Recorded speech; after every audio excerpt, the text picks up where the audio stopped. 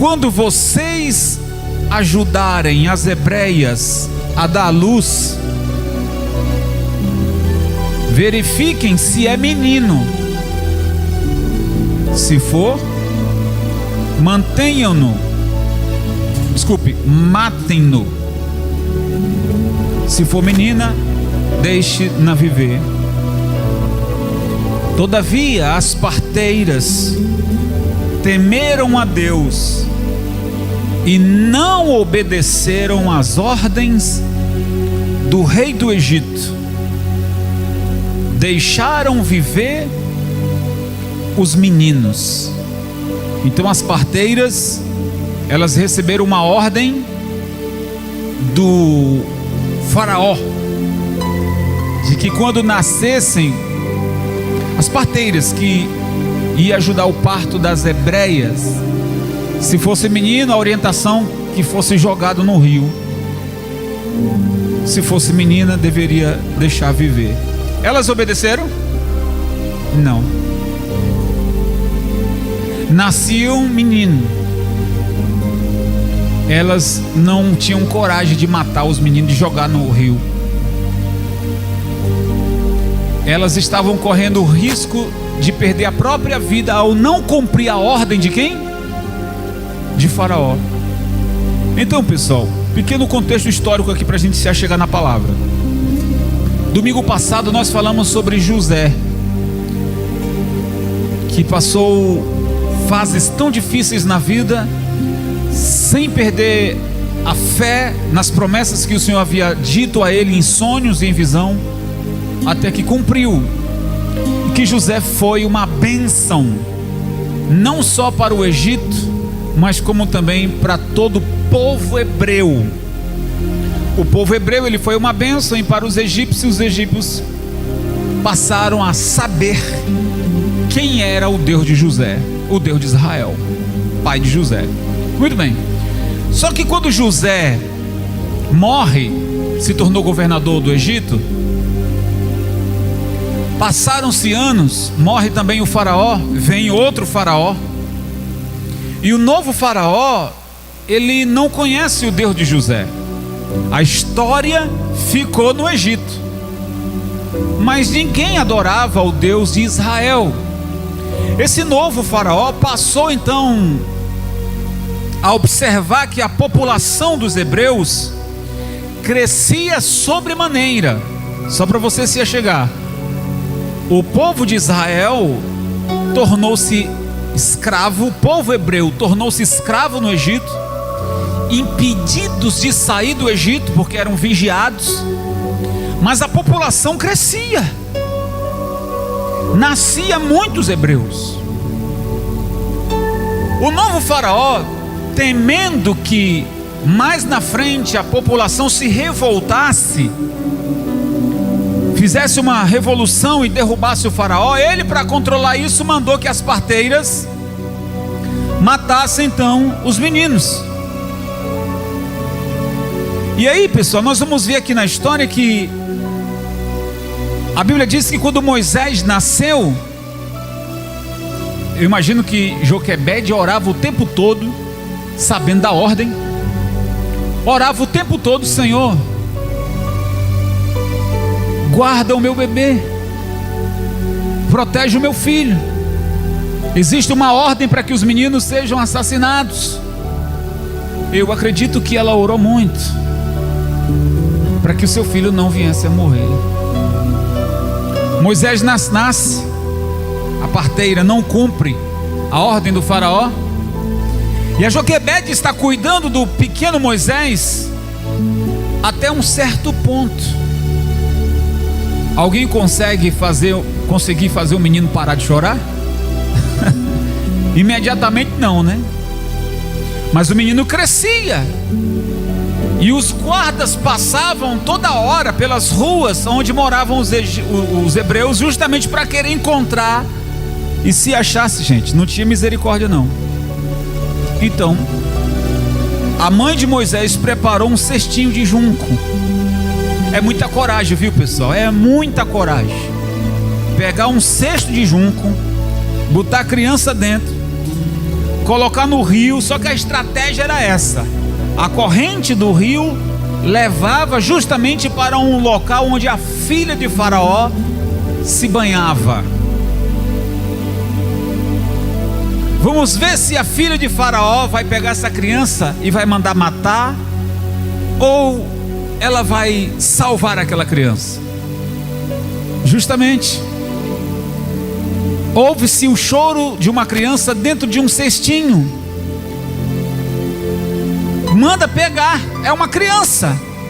A filha de Faraó se apaixonou pela criança e disse: vou criá-lo para mim como meu filho. Para você ver como é que é as coisas de Deus. A filha de Faraó não concebia filhos. Ela pega Moisés como seu.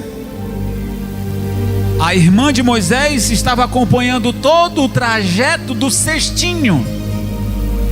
E vai até ela e diz: por acaso a senhora vai precisar de uma ama?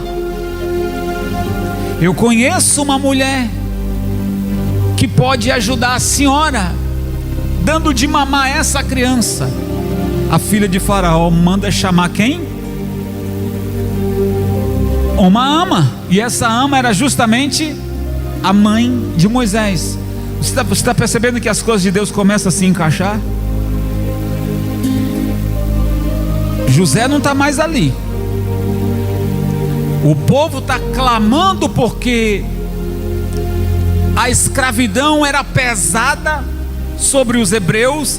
Eles eram escravos, eles eram obrigados a trabalharem tantas horas de trabalho, sem salário, trabalho forçado no sol quente, trabalho pesado mesmo, sem salário, com direito apenas a uma comida que não era lá essas coisas todas. Esse clamor sobe até a quem? O clamor do sofrimento do povo sobe até a Deus. E Deus então traça uma estratégia. O Moisés, então, ele cresce no palácio como um príncipe egípcio, mas só aos 40 anos que ele descobre que ele é egípcio, mas o seu sangue é hebreu. Ele nasceu de fato no Egito, ele é egípcio, mas os seus pais são hebreus. Então ele começa a ver: peraí, eu sou um príncipe, eu posso ser o próximo faraó, mas como é que eu vou conviver com isso?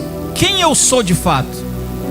Eu estou ajudando a oprimir esse povo que é o meu povo? O Moisés vê um hebreu sendo agredido, chicoteado por um soldado egípcio, e ele vai intervir. Em luta corporal, mata aquele soldado egípcio, esconde numa cova rasa. No outro dia ele vê dois hebreus brigando entre si, e ele também vai interferir. Ei, o que vocês estão fazendo? E um deles dizem: não se meta com as nossas lutas, você é egípcio, somos hebreus, não se meta com os nossos problemas. Ou vai querer se interferir como você interferiu ontem. Opa, foi descoberto que Moisés havia cometido um crime, um assassinato. Por causa disso o faraó soube e mandou então pegar Moisés para que fosse assassinado também. E aí que Moisés foge. Foge para onde? Foge para o deserto, caminha tantos anos, vai se abrigar num monte, o Monte Sinai. Gente, o Monte Sinai é pedras, muita vegetação, é pouquíssima, muita pedra. Tive a oportunidade de subir o Monte Sinai, e subi num momento em que era muito frio. A gente andava com neve perto do joelho, muito perigoso. Moisés, a Bíblia diz que Moisés ficou ali o tempo todo, 40 anos. Ele sai do Egito, ele tem 40 anos. Ele vai para o Sinai, vive lá mais. Agora ele tem 80 anos. Moisés agora é um senhorzinho. Chegou numa idade muito avançada. E aí, gente, quando a gente entra nessa história de sofrimento e superação, o apóstolo Paulo, lá em 2 Coríntios, capítulo 12, e o verso 9, ele diz que o apóstolo Paulo diz que o poder de Deus se aperfeiçoa na nossa fraqueza. Como é que a gente vai entender isso? O poder de Deus se aperfeiçoa na nossa fraqueza. Vamos entender essa frase na vida de Moisés. Moisés já é velho. Será que os planos de Deus se frustrou desde o seu nascimento? Porque nos 40 anos Moisés tinha toda a cultura egípcia, falava vários idiomas, era preparado para substituir o faraó. Só que agora ele é expulso, não, ele é procurado para ser assassinado, para ser morto. Mas ele foge, passa 40 anos longe do Egito. Teria na cabeça de Moisés: sou hebreu, faraó quer me matar, eu vou morrer nesse deserto. Moisés casa com uma mulher lá no Monte Sinai, torna-se pastor de ovelhas. Teria os planos de Deus se frustrado? Eu pergunto para você: você tem promessa de Deus na sua vida? Quem tem promessa de Deus na sua vida? Muito bem, eu também tenho. Essas promessas já se cumpriram? Muitas promessas que Deus fez na minha vida já se cumpriram. Não todas, mas muitas promessas que Deus fez para mim na infância, vi se cumprir. Falta outras. Então, olhando para essa história de Moisés, ele passou 80 anos, porque o plano de Deus começa na sua gestação. Vocês estão entendendo, pessoal? Eu vou escolher ele vai nascer, ele vai se criar, ele vai envelhecer, mas eu vou usar ele para resgatar o meu povo. Deus poderia fazer isso rápido? Poderia. Mas Deus não tem pressa, pessoal, porque Ele é o dono do tempo.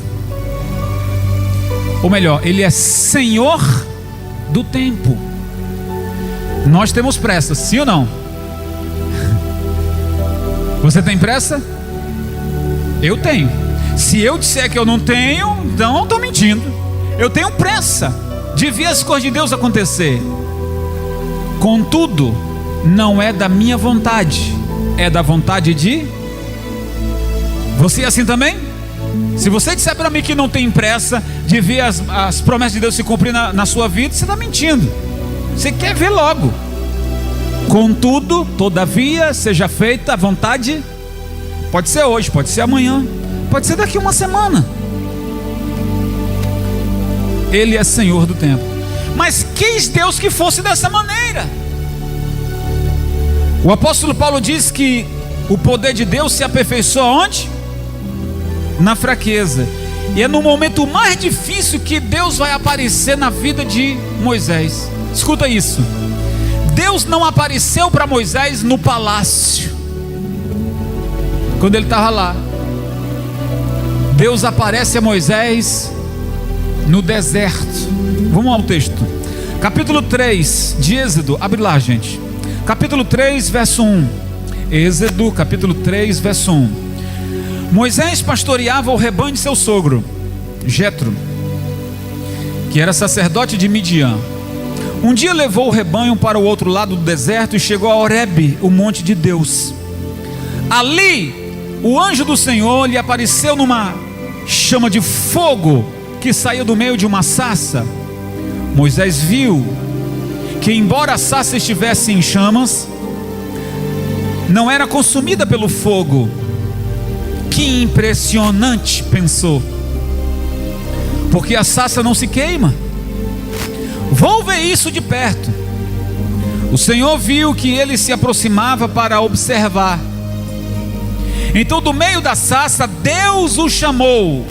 A primeira vez que Deus fala com Moisés: Moisés, Moisés. Eis-me aqui, respondeu ele.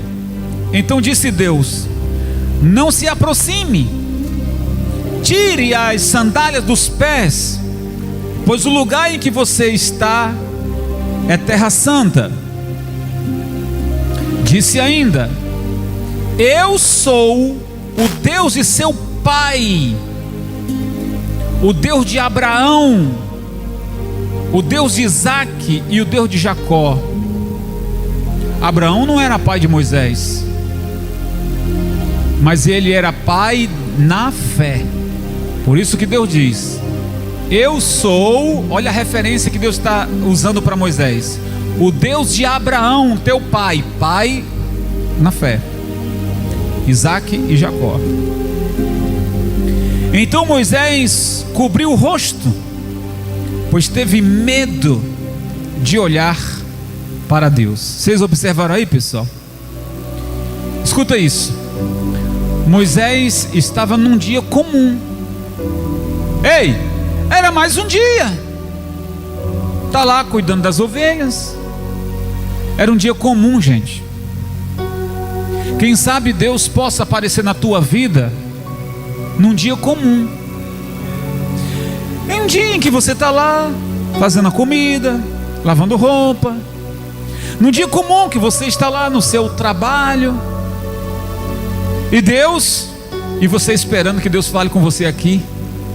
Vou na igreja para Deus falar comigo. É um hábito que a gente tem. Deus fala na igreja. Mas possivelmente Deus falará a teu respeito, ou a respeito de algo, no momento em que você menos, Ele chama você. Chama você. Moisés nunca tinha ouvido a voz de Deus. Agora, eu penso aqui com os meus botões. Moisés sabe que ele é egípcio, mas que tem sangue de hebreu, que tenta e estuda a história do seu povo. Foi estudar a história de Abraão, foi estudar a história de Isaque e de Jacó, foi estudar a história das suas origens. Consequentemente, soube do que aconteceu quando Deus pediu a Abraão seu filho. Soube da prosperidade que Deus deu a Isaque. Soube da unção privilegiada que deu a Jacó, trocando seu nome para Israel, para chamar de seu povo, e distribuindo 12 filhos como 12 tribos, para representar uma nação forte. Dentro de todo esse contexto está Moisés dizendo: eu faço parte disso, sou filho dessa promessa, mas eu sou velho. Sou filho dessa promessa, mas estou velho, tenho 80 anos. Acho que já se passou o meu tempo. Não. Moisés, tira a sandália dos seus pés, porque o lugar que você está, a terra é sã. A Bíblia diz que Moisés colocou a mão no rosto, temeu para olhar para o Senhor. E o Senhor já havia alertado: não se chegue mais para cá, tira a sandália dos seus pés. É uma expressão, pessoal, onde a gente deve entender, não tirar o sapato ou as sandálias, mas a expressão que se usa nesse texto é: se você está diante da presença do Senhor, você está em um solo sagrado, e você deve então manter reverência, temor ao Senhor. Amém, gente? Porque o Senhor está prestes a anunciar para você o que Ele vai falar para você fazer.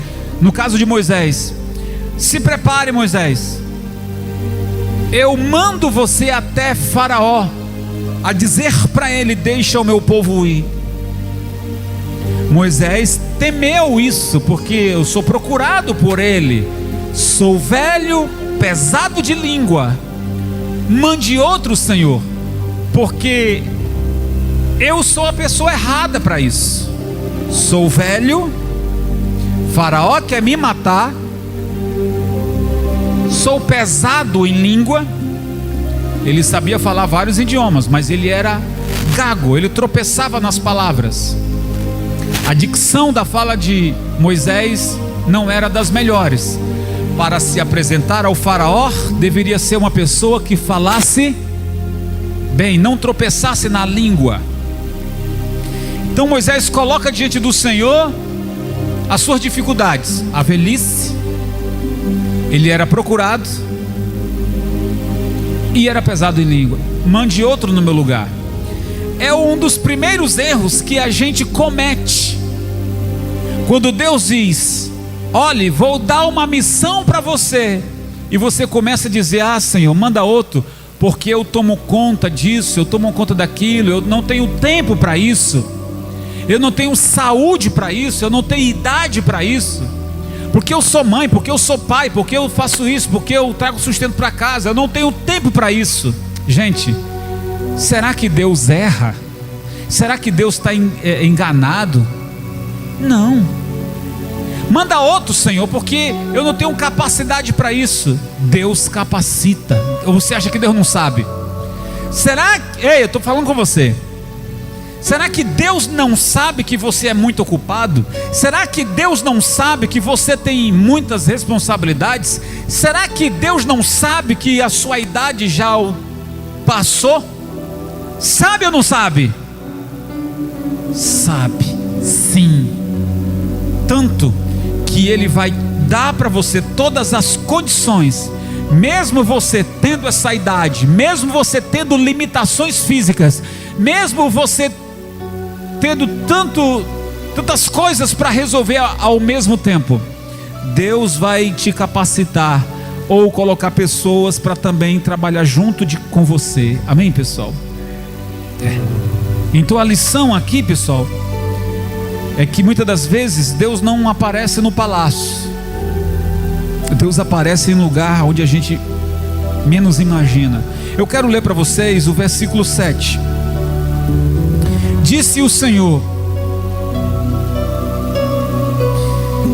de fato tenho visto a opressão sobre o meu povo no Egito. Deus está falando com Moisés. Tenho escutado o seu clamor por causa dos seus feitos, e sei quanto eles estão sofrendo. Por isso desci para livrá-los das mãos dos egípcios e tirá-los daqui para uma terra boa e vasta, onde há leite e mel com fartura, a terra dos cananeus, dos hetitas, dos amorreus, dos fariseus, dos heveus, dos jebuseus. Essa terra é Jerusalém, tá, pessoal? Não aparece aqui o nome Jerusalém, porque esse nome Jerusalém quem deu foi Davi, mas é justamente esse lugar. Pois agora o clamor dos israelitas chegou a mim, e tenho visto como os egípcios os oprimem. Vá, pois, agora, eu o envio a Faraó para tirar do Egito o meu povo, os israelitas. Vocês estão observando aqui, pessoal, que Deus estava nem aí para as desculpas de Moisés? Ei, Deus não estava nem aí para as limitações de Moisés. Eu vou mandar você. Preparei você desde a sua gestação, e é em você, eu vou usar você. Então Moisés se sente pequeno diante dessa grande missão. Ele está 40 anos fora do Egito, ele já viveu muita coisa, pessoal. Versículo 11. Moisés, porém, respondeu a Deus: quem sou eu para apresentar-me a Faraó e tirar os israelitas do Egito?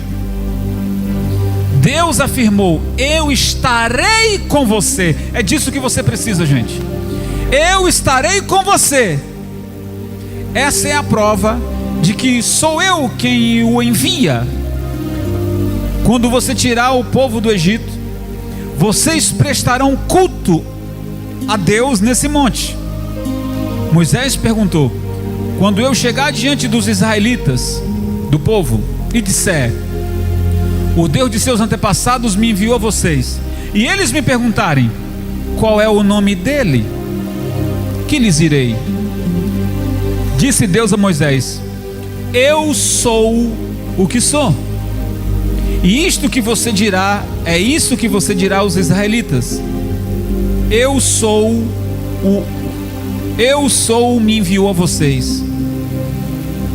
Disse também Deus a Moisés: diga aos israelitas: o Senhor, o Deus de seus antepassados, o Deus de Abraão, o Deus de Isaque, o Deus de Jacó, enviou-me a vocês. Esse é o meu nome para sempre, nome pelo qual serei lembrado de geração em geração. Amém, gente? Então Deus vai nos tocar, pessoal, no nosso dia a dia. Ele falou com Moisés qual era a missão, e quantas vezes nós nos achamos incapazes de cumprir a missão que Deus nos dá. Moisés se sentiu preocupado. Eu vou falar para o povo o quê? Porque o povo também sabia quem era Moisés. O povo, estou falando do povo. O povo sabia que Moisés era hebreu, que tinha se tornado príncipe e que fugiu. Moisés agora iria voltar e ia dizer: ei, Deus falou comigo, disse para mim, para eu falar para vocês me seguirem, porque vou levar vocês para o deserto, para o Monte Sinai, para adorarmos o Senhor e caminharmos para a terra prometida que Ele nos prometeu. O povo diz: mas quem é o Senhor? Quem é o seu Deus? E Moisés vai dizer: o Deus de Abraão e de Isaque. Gente, quando Moisés fala isso para o povo se alegra. Poxa, o povo esperava um líder. O povo esperava alguém que liderasse o povo e que peitasse Faraó. Dentre os hebreus não havia ninguém para isso. Por isso que Deus levantou Moisés. E agora quando Moisés declara isso para o povo, diz: poxa, até que enfim. Até que enfim. Êxodo capítulo 4, gente, verso 1. Moisés respondeu: e se eles não acreditarem em mim, nem quiserem me ouvir, e disserem: o Senhor não apareceu a você? Então o Senhor lhe perguntou: que é isso em sua mão? Uma vara, respondeu ele. Disse o Senhor: jogue-a no chão.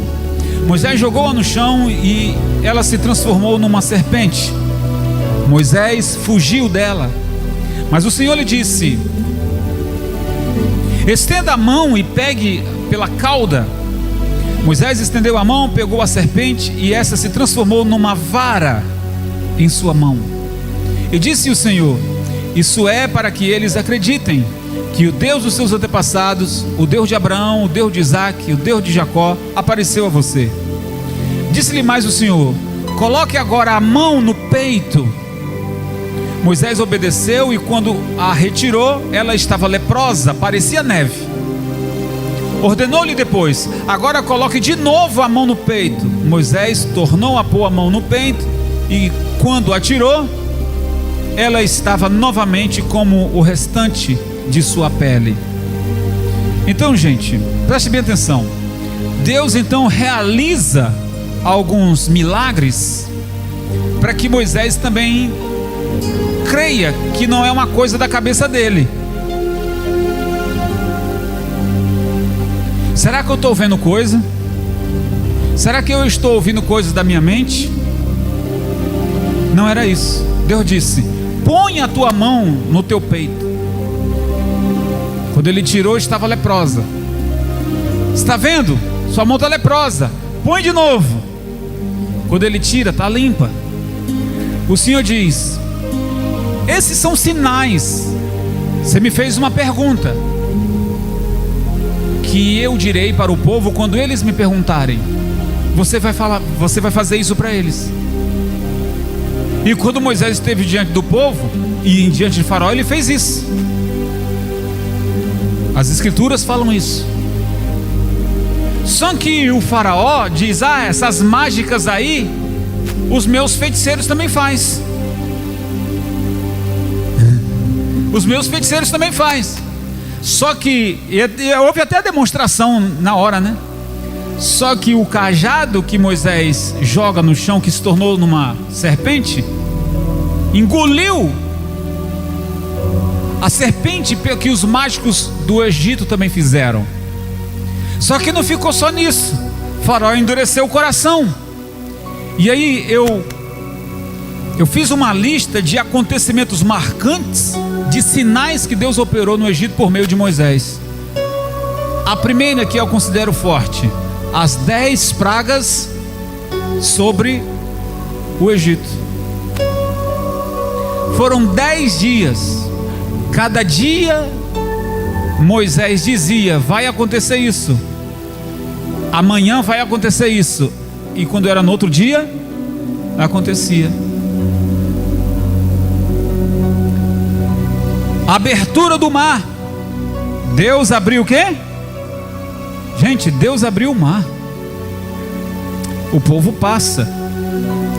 A primeira Páscoa, a festa da libertação. A primeira Páscoa quem faz não é Abraão.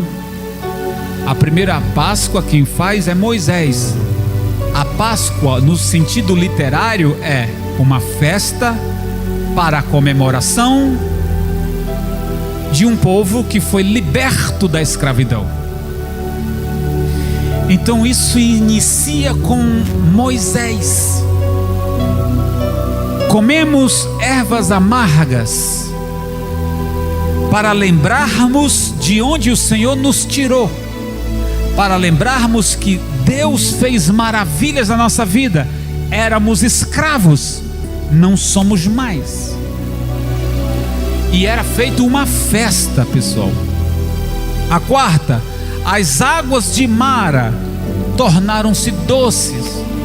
No deserto o povo encontrou água, mas eram amargas. Moisés ora, essas águas tornam-se doces. Deus envia maná, o pão. Quando o povo disse: estamos no deserto, temos vontade de comer pão, Deus fez chover pão, codornizes. Deus mandou maná, a nuvem no dia, e de noite, uma nuvem de noite era de fogo, uma nuvem de dia trazia sombra, para que o povo não morresse na geada e nem morresse no calor. Isso aqui é uma maravilha, é ou não é? Isso aqui é uma bênção de Deus. Deus poupava o povo do forte calor e na noite da geada. Isso é um milagre, é ou não é, pessoal? A derrota dos amalequitas. Houve a primeira batalha entre os hebreus quando sai do Egito contra os amalequitas. O povo de Israel não tem experiência com espadas. Moisés está no monte levantando as mãos, orando: Senhor, tem misericórdia desse povo, esse povo não sabe lutar. Enquanto Moisés estendia as mãos, o povo prevalecia. Quando ele cansava, que baixava as mãos, o povo perdia. E isso foi uma maravilha de Deus, porque enquanto Moisés está orando, Deus está ouvindo e está fazendo pessoas que não têm experiência em guerra prevalecer contra inimigos que já tinham experiência de matar e serem cruéis. Os 10 mandamentos. Deus, diante de Moisés, escreve numa pedra 10 mandamentos, dizendo: quero que o meu povo siga essas leis, esses mandamentos. 10 mandamentos. Nós conhecemos os mandamentos. Você conhece os mandamentos? Sim ou não? Moisés então tem o privilégio de descer com aquelas tábuas e mostrar ao povo, dizendo: olha aqui, Deus escreveu com o seu próprio dedo aquilo que nós devemos fazer. O povo agora tem um rumo, o povo agora tem uma obrigação, o povo agora tem uma fé, o povo agora tem um dever de cumprir aquilo que Deus estabelece. Eu tirei vocês de lá para levar para um lugar abençoado, mas vocês têm que praticar isso aqui. Instituição das leis da justiça. Deus instituiu, além dos mandamentos, instituiu leis, instituiu também estatutos. Tudo isso visava o controle de obediência do povo. Desonravam, praticavam todo tipo de pecado. E aí Deus trouxe as leis: não pode isso, não pode aquilo, não pode isso, não pode aquilo, não pode, se fizer isso vai sofrer. E aí, quando Deus via, vamos ver se vai resolver, não resolvia. Então Deus estabeleceu estatutos. No livro de Levítico você vai encontrar tudo isso lá, porque o povo pecava, desonrava, e Deus teve que estabelecer mandamentos, leis e estatutos para que o povo seguisse aquela ordenação de quem? Eu disse ordenação. Deus estabeleceu estatutos, ou seja, eu sou o vosso Deus e vocês são o meu povo, então eu vou colocar diante de vocês estatutos. A igreja, ela tem um estatuto. Se você quiser, depois eu passo para você ler quais são os estatutos da igreja. Então nós, diante da lei brasileira, nós temos que seguir os estatutos pelos quais foram assinados e concordados. Deus estabeleceu também estatutos para que o seu povo obedecesse, já que eles teriam um Deus para lhe alimentar, para lhe salvar, para lhe abençoar. Então Deus também passou a exigir desse povo ordenações. Vocês entenderam, pessoal? Números capítulo 20, abre lá, pessoal. Números capítulo 20, verso 7. Números capítulo 20, o verso 7 diz: e o Senhor disse a Moisés: pegue a vara e com seu irmão Arão reúna a comunidade diante desta, fale aquela rocha e ela verterá água. Vocês tirarão água da rocha para a comunidade e os rebanhos beberem. Então Moisés pegou a vara que estava diante do Senhor, como lhe havia ordenado. Moisés e Arão reuniram a assembleia em frente da rocha, e Moisés disse: escutem, rebeldes, será que teremos que tirar a água dessa rocha para dar a vocês? Então Moisés ergueu o braço e bateu na rocha 2 vezes com a vara. Jorrou água, a comunidade e os rebanhos beberam.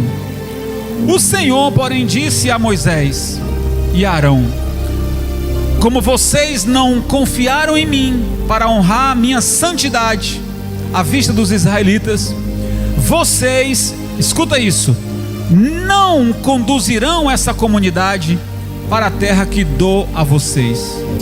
Então veja aqui, pessoal, a gente já deu uma boa adiantada. O povo já não está no Egito, o povo agora está numa espécie de divisa do Monte Sinai para uma caminhada até Jerusalém. Levava 40 dias. Estavam próximos. O mar já tinha fechado sobre os egípcios. Faltava pouco. Se eles cumprissem as ordenações, que era adorar, sacrificar o Senhor ali, se libertar dos costumes egípcios e fazerem uma aliança com Deus, então o Senhor os conduziria. Mas diante de 40 dias só houve murmurações, reclamações, pecados, rebelião, ao ponto de Moisés se enfurecer, a ponto de Moisés, a Bíblia diz que Moisés era manso. Moisés era o quê? Eu vou ler já para vocês. Mas as pessoas disseram: Moisés, estamos com muita sede. nosso rebanho está com sede, não tem água. Moisés vai falar com Deus, e Deus diz: ok, Moisés, chama o povo, dá ordenações para eles, fale a rocha, dela verterá água, e está tudo certo, está resolvido o problema. Moisés orou e Deus respondeu. Só que quando Moisés vai reunir o povo, Moisés deixa transparecer a sua ira. Quando ele reúne o povo, ao invés dele, as ordenações diante do povo sobre a santidade do Senhor, deveria ser um discurso mais ou menos assim: pessoal, Deus nos tirou do Egito, até hoje Ele tem nos sustentado. Vocês querem água? Eu falei com Ele, e Ele disse que eu vou falar essa rocha agora, e ela vai sair água. A fala de Moisés deveria ser essa: nunca duvide do Senhor, porque Ele sempre nos sustentou e sempre vai continuar nos sustentando. Era isso que Moisés deveria, mas ele não foi assim que ele falou. Como é que ele falou? É água que vocês querem? Bateu, feriu a rocha. Não foi isso que o Senhor mandou ele dizer. Então Moisés foi chamado pelo Senhor imediatamente para explicar o que foi aquilo. E por causa disso, Moisés não esperava. Moisés, você me desrespeitou diante do povo, a minha santidade. Por causa disso, você não entra mais na terra. Passa o cajado para Josué, porque você, por causa disto, não entra na terra prometida. Aí, pessoal, vou falar uma coisa para você. Não é que Moisés não foi salvo. Moisés foi recolhido pelo Senhor, não entrou na terra prometida, porque o Senhor o recolheu antes. Mas a Bíblia diz que Moisés tinha o desejo de entrar naquela terra. Ele subiu do monte de Amã, viu a terra de longe, mas não entrou lá. Chegou até comer uvas de lá, porque quando mandou os espias, mandou que trouxesse alguma coisa de lá. Chegou até a comer o fruto de lá, mas não chegou a pisar lá. Tudo por conta de quê, gente? De um descontrole de desobediência. Números capítulo 12 e o verso 13, eu já vou terminar, pessoal. Números capítulo 12 e o verso 3 diz o seguinte: ora, Moisés era um homem muito paciente, mais do que qualquer outro que havia na terra. Eu leio novamente, eu estou falando de Moisés.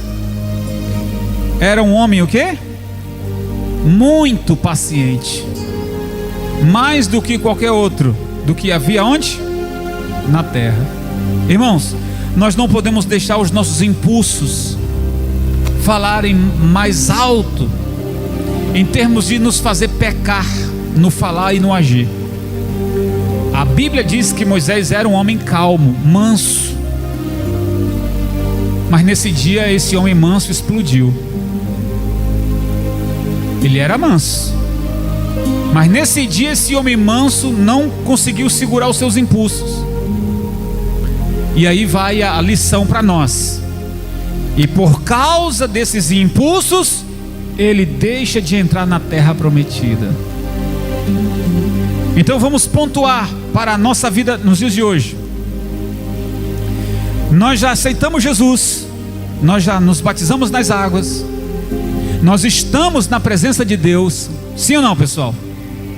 Mas no dia das nossas batalhas, vigia os teus impulsos, porque você pode perder tudo que você conquistou em um segundo. Você pode perder a sua salvação em um segundo. Moisés era manso, mas nesse dia ele estourou. E olha que Moisés já era um homem experiente, não era um jovenzinho inexperiente, não, já era um velho, um homem muito experiente,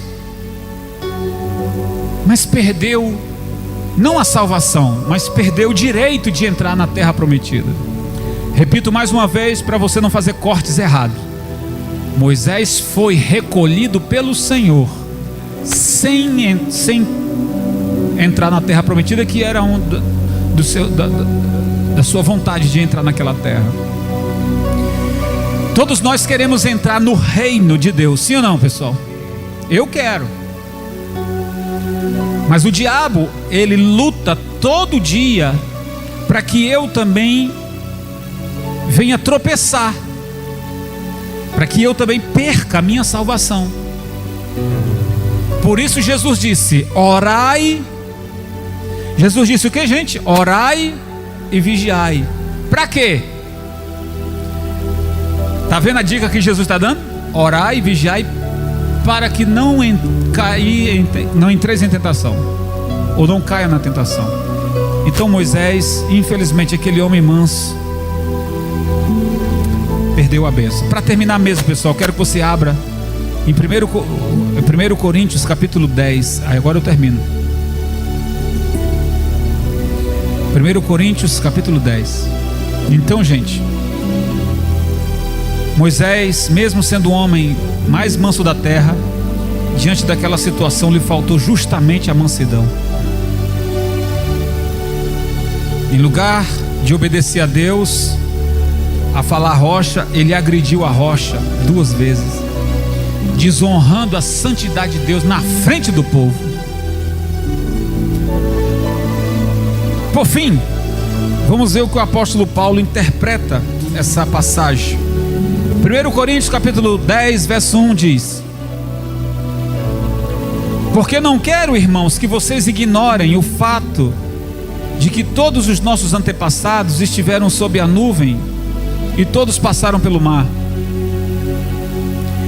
Em Moisés, eles foram batizados na nuvem e no mar. Todos comeram do mesmo alimento espiritual, beberam da mesma bebida espiritual, pois bebiam da rocha espiritual que os acompanhava.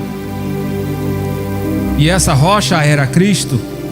Essa rocha era Moisés agrediu. Contudo, Deus não se agradou da maioria deles. Por isso seus corpos ficaram espalhados no deserto.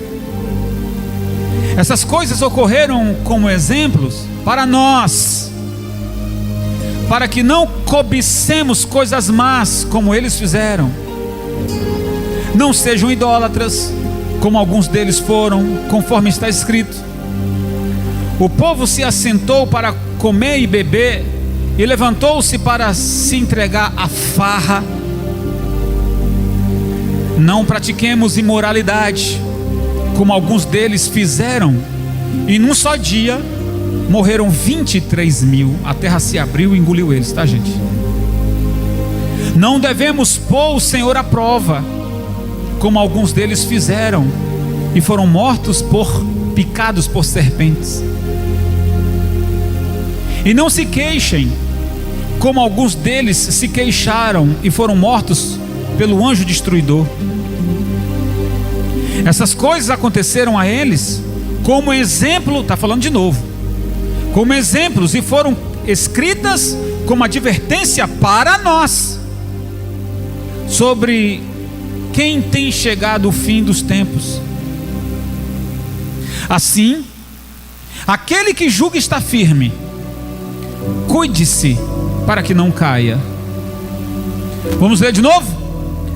Aquele que julga está firme, ou está de pé, cuide-se para que não, está mandando se cuidar, pessoal. Não sobreveio a vocês tentação que não fosse comum aos homens. E Deus é fiel. Ele não permitirá que vocês sejam tentados além do que possam suportar.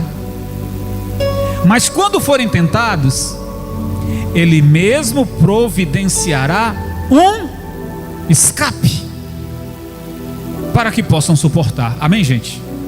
Amém, pessoal? É lindo a interpretação que Paulo faz nesse texto que acabei de ler, que nós também passamos provas, desertos, tentações, seguindo uma promessa que nos foi feita de ser fiel até a morte, e dar-te-ei a coroa da vida, disse o Senhor. A obrigação nossa é ser fiel, pessoal. Não tem esse negócio de eu me batizei e já estou salvo. Uma vez salvo, salvo para sempre. Gente, isso é mentira, pessoal.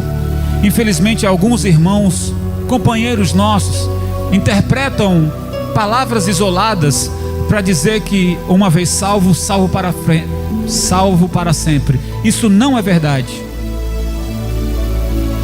Por que então Jesus disse: ser fiel até a morte e dar-te-ei a coroa da... Está querendo dizer que se eu não for fiel, eu não receberei a coroa? Paulo está dizendo que se nós cometermos os mesmos erros que cometeram o povo do passado, também perderemos o direito de entrar não na nossa terra, mas no reino prometido.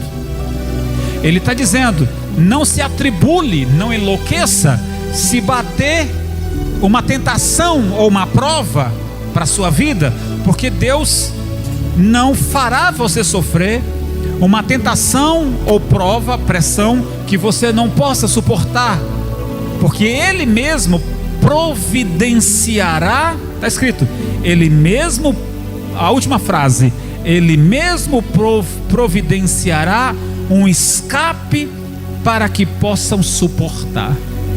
Amém, gente? É isso. Simplificando, se Ele te deu uma cruz e você acha ela pesada, não desista da sua cruz, porque Ele vai ajudar você a carregar. Ele vai te dar forças. Ele providenciará o escape. Quem crê nessa palavra, diga eu. Fica todos de pé, gente. Glorifica o nome do Senhor bem forte por essa palavra. Uau, que alegria ter a sua companhia aqui. Desejo muito que você aplique tudo que você aprendeu. Meu desejo aqui é alcançar o maior número de vidas para Cristo através da palavra. Então compartilhe esse vídeo para com seus amigos. Que o Senhor te abençoe e te guarde sempre. Fique na paz e até a próxima.